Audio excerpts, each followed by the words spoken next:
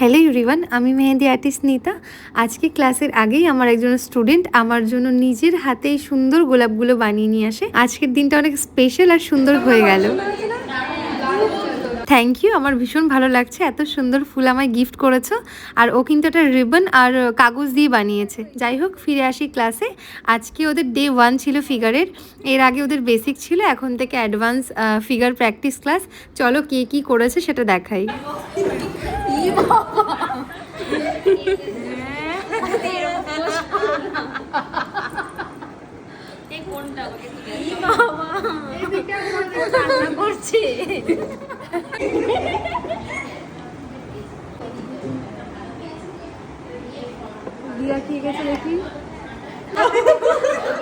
আজকে প্রথম দিন ক্লাসে এসবই করেছে সবাই, আর পরের দিন ভিডিও শেয়ার করবো, সেদিন দেখবে সবাই প্রো আর্টিস্ট হয়ে গেছে।